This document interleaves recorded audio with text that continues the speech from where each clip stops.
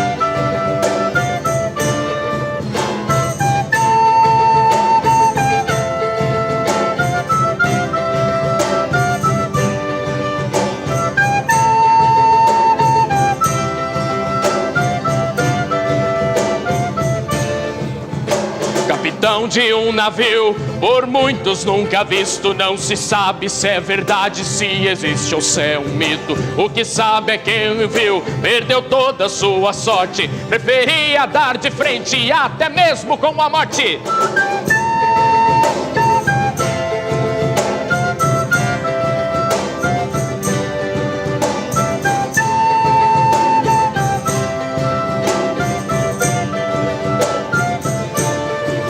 A tripulação é formada por homens todos mortos, nunca foi vista em terra, nunca esteve em porto. Seus marujos sempre cantam a canção do sofrimento que chega até nós com o sopro do vento.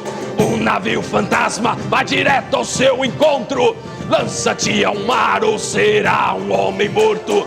Um navio fantasma não escolhe a quem matar, ele sacia sua sede navegando pelo mar. Um navio fantasma vai direto ao seu encontro, lança-te ao mar ou será um homem morto. Um navio fantasma não escolhe a quem matar, ele sacia sua sede navegando pelo mar.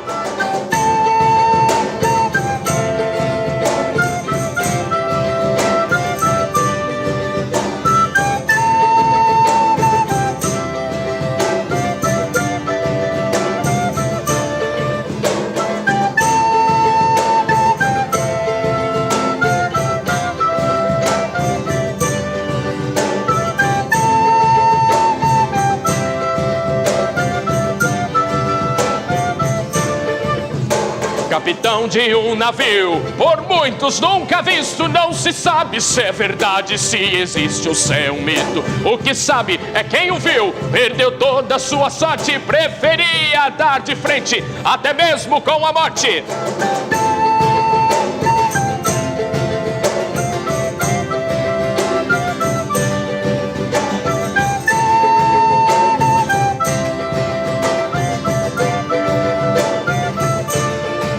A tripulação é formada por homens todos mortos, nunca foi vista em terra, nunca esteve em portos. Seus marujos sempre cantam a canção do sofrimento que chega até nós com o sopro do vento.